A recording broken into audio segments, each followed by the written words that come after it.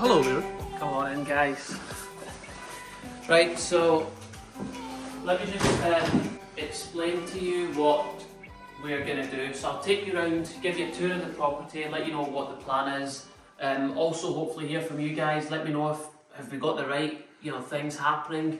Are we doing the right things in the right places, etc. And if not, then make sure you tell me. So as you walk in the front door, you've got this first room, which is the downstairs toilet. Simple toilet, small space, but it's got the function there. We're actually going to be ripping this room out, and it's just going to be used as a downstairs sort of storage cloakroom. It works quite well as a cloakroom. We don't need a toilet and a bathroom upstairs, so that's what we're doing here. You walk in then, and you've got the current kitchen diner. It used to actually be two rooms. There's a beam that runs up here, because that used to be the dining room, and then this was the kitchen, so they opened it up at some point. We're actually going to be changing this a little bit, so we're going to have 2/3 of the room as an upstairs lounge, so that's about from here all the way to the back. So we've got the side window, you've still got some good views, and that means that we're going to be left with this space here, and this will be used as an upstairs study or an upstairs bedroom actually. And we'll have a door from the hallway coming in. This is the best part of the house. As I said in the previous video, one of the main reasons why we bought this house is because of these absolutely beautiful views. So before we get on to that though, let me just explain to you what's happening here. So there's quite a few load-bearing walls. The roof structure on this property is quite odd. You've got a sort of traditional roof on this side, traditional on the other side, and then a central section that's flat from about here back. So that means you've got some load-bearing walls. What we want to do is we want to take out this wall from here all the way across and up to here. All of this we want to take out. We want to take out that wall in there as well. So if you come through here, we've got the living room and dining room. The living room actually isn't going to change much. It's going to stay mainly how it is. We're going to get rid of that fireplace, and this window is just absolutely humongous. So you've got that phenomenal view across the entire valley. Really, really nice. As I said, we're going to get rid of the fireplace. We're going to put in a wood burner in here. So the entire chimney from the floor all the way through to the roof is going to come out. This window's going to stay. Probably just change the actual frame with an aluminium frame, but the size and everything else is going to stay the same. This window here, what we're actually going to do is have a full floor to height ceiling glazing unit that will be either a window, so it will be similar to this. It will either open as a window or it will open as a door, but it will be all the way to the floor. Now, if you follow me out onto the balcony, you'll see one of the major changes that we're going to make with this property. It's virtually south facing, and guys, just one more time, you have to check out these views. They're absolutely breathtaking. So one of the things with this property that you'll see is you've got this wall that comes across here. Now we're actually going to change that unit to a floor to height glazing unit. Now, because it comes across, it steps. If you look here now, the wall actually steps once more. So it comes across once and then twice. So what we want to do is we want to actually extend this wall and run it all the way to the end. We're going to pull this wall out. We're going to extend the gable end, new rafters, and extend that so it's in line. What that will allow for is a 6-metre run of floor to height glazing unit sliding doors. So then we'll basically have this much space on the balcony. Yep. We'll change these railings to glass units. As I said, what we want to do is make absolute use of that view. If you come back in here then, now in this section, this is the flat roof, so we're going to have a roof light here. This wall's going to come out. So as I said, one of the most structurally challenging parts of this build is going to be this area. So if you come in here, you'll see this wall, it's actually going to be a goalpost system we're going to use. We're going to use a steel beam that's going to go from this section to hold a beam.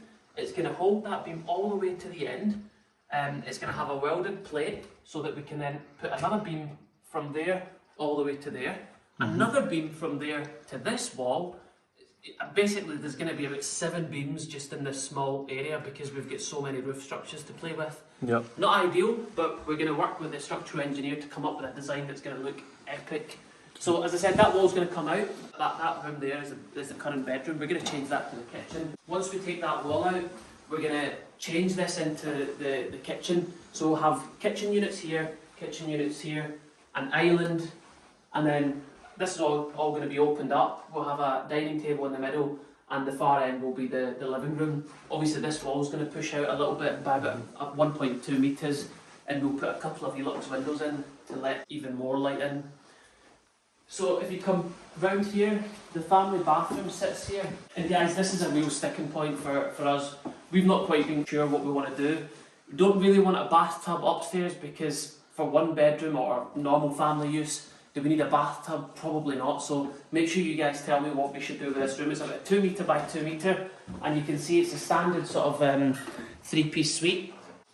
And it's got a bathtub, standard toilet, and sinks. It's still going to be the main bathroom, but we're not quite sure what to do, how the layout should work, etc. So make sure you help us out with that one. As you've probably noticed, this house is on a hill, and that poses a lot of issues and problems. One of the main problems is my garage is actually at this level, so I want access to the garage. Obviously, I need a workshop somewhere. I want to store all my tools, etc. So what we're going to do is I'm actually going to put a staircase here coming up probably to this level so that we can actually get access to the garage. We're going to cut out a section of the roof so we've got the right headroom, and that will give us access. Very, very simple job. You guys probably all will know or have a garage where you don't have access to from inside the property. Very simple job, and I'll show you how easy it is when we get around to do it. Believe it or not, we were originally going to move this entire staircase and put it in that section of that dining room and take this wall out, and then have a more sort of open plan hallway. But we decided against it because structurally it's got its own challenges, and we weren't quite sure if we had enough room to do it. So guys, I'll catch you downstairs. So guys, down here the layout is really higgledy-piggledy. It's just all over the place. The house actually used to end at this wall, so this used to be a back door for the property. They extended the house that way and then created a few rooms. So if you come into here, you'll see this is the downstairs bedroom. Now it's quite a good space, but as you can see outside, we've got this covered patio area. So if you look up there, you can see that's where the balcony is. What we want to do is we want to infill this section where that hut is, that shed. We're going to run a wall and take this wall out, where this window is, push it all the way to the end, and then that means we've got a much bigger room. The plan then is to put a wall from here all the way to the end. We're actually going to use this space that's in the hallway as well from the stairs, gives us a little bit extra. And what we'll have is we'll have an ensuite in here, and we'll have a dressing room here. That then gives us this side of the room as the main bedroom. We'll have floor-to-ceiling glazing in every room down here as well. So if you come through here, you'll see there's this really, really odd bathroom. So you go through a tunnel, which is really odd. But we're going to literally take out all of these walls. So we're going to remove... Which walls? We're going to remove this wall, we're going to take this section out, we're going to take this out and that out. And really then that will mean that all of that is a hallway. So we're going to come down here, and we'll have a sort of hallway that goes across, leading off to the different rooms that are going to be down here. So if you come around here, so they extended this much, so a couple of metres worth, all the way down. You can see that we've already exposed some of the beams and some of the walls so that the structural engineer gives us the right design. So what's going to happen here, as I said, we're going to have this sort of hallway. This is where the bathroom sits, through there. So we'll have a hallway all the way to the end. We're going to have a back door that leads outside, and then we'll have a door for this room, which will be roughly sort of all of this space. One bedroom, second bedroom, and then we're going to squeeze a bathroom in this section, sort of behind there. We might be doing some excavating back, but we're not quite sure yet. You probably noticed that we've only got half the house underneath compared to upstairs. Upstairs you've got the full house, but because we're on a hill, you actually only get the second half of the house down here. One of the really cool rooms that I'm really looking forward to building, actually I've already made a start, is this room. This is actually quite phenomenal. As you can see, I've got Big Af, I've put his bed here. and all his sockets and all his electricity, everything he needs to do all of his editing. So this is where he's going to live. He doesn't need much more than this. I mean, there's quite a lot in here already. I've taken the door off for him, so he doesn't have to think about opening and closing the door. He can go straight out. Brilliant. And absolutely brilliant. Yeah, this room here, so that's actually the current boiler room. All of that's getting stripped out, and I'll tell you, I'll give you a bit more about what's happening with that. As you can see, they actually left us this lovely little window. So they just literally plastered over the old window that used to be the back of the house. So that's a single glazed steel unit. We might actually use that for our energy efficiency. That's basically a tour of the property. A lot more. There's so much detail that I can go into. A couple of you are going to probably think about what we're going to be doing with the windows, etc. Essentially, each room is going to have floor to ceiling windows. We are south facing, which means we get a lot of natural heating. How we're going to heat the property essentially is going to be underfloor heating throughout. Upstairs, downstairs, there's not going to be a single radiator. We're also not going to be using a gas boiler. So what we're going to be using is an air source heat pump. And for those of you who don't know what that is, to put it really simply, a fridge has an air source heat pump, but what that does is it uses the energy to cool the inside of that space. We're using the same technology, but instead of doing that, it's doing the opposite. So it's gonna use that energy to keep the inside space warm. The problem is that an air source heat pump can only really generate around 40 to 45 degrees of hot water for your circuit or your shower or whatever it is that you need to use, which is a bit problematic because we need it a little bit higher. For underfloor heating, it's perfect. But we're actually going to be using solar panels on the roof to get that extra 15 degrees in the water circuit. One of the things that we're very conscious of with this build is we want to try and be as renewable as possible. We can't achieve it all because I just don't have the money for it, but we are going to be experimenting. So one of the things that we're going to be doing is trying to make this house as airtight as possible. So for those of you who don't know what that means, it's basically insulating well, put as many thermal breaks as you can to stop any thermal bridging. What thermal bridging is essentially is if you've got a foundation and you've got a cavity wall, if you've not insulated that foundation onto your cavity wall, you will lose all of that great heated energy inside your house to your foundation, so you just lose it. Okay. Another good example actually is if you look up here, Big Af, I'm sure with your skills and your height you can get that. You can see there's a steel beam that runs all the way across the property. So that is a classic example of a thermal bridge.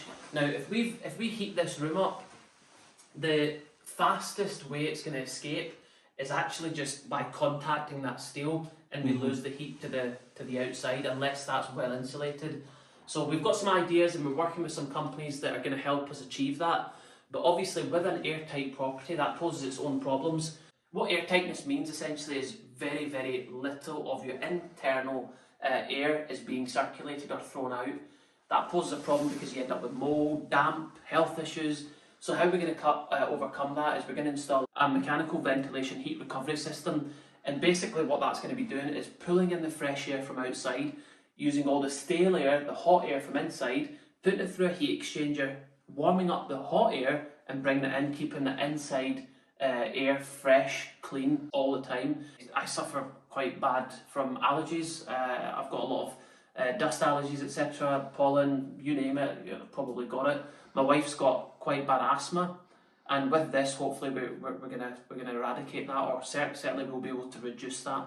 What's the cost in running this then, compared to, let's say, central heating or electric radiators? So yeah, people ask that question all the time, and in the previous renovation projects, one of the first things, or first sort of bullet point on the list has been we need to install underfloor heating. Why? It's so energy efficient. Yes, that front cost is good, but it feels excellent. The issue that you've got with a standard radiator is it's pulling the cold air from the room and circulating it. Now that means heat's going to rise, so it means that the top half of your room can always be warm, and if you've not got a well insulated floor, your floor's always cold, which is why you might have your heating on all the time. Just to give you a comparison between the air source heat pump and a traditional boiler, an air source heat pump is 400% efficient, which means that if for every 1 unit that you put into it, it's going to give you 400 back. A standard aerated boiler, really efficient boiler, 95-97% efficiency it's going to give you. So that means for every unit you put in, you're actually getting less back. Obviously boilers, traditional boilers will give you a lot more heat quicker, etc. They've got the positives, but by 2025 they're going to be banned. So so that's it. So guys, make sure you stay tuned because there's a lot of work that's going to be going on. We've just made a start with the demolition. The next phase is really just to get all this cleared out and ready for some structural work. So make sure you follow the whole journey, smash that like button, hit that subscribe button, and we will keep the content coming.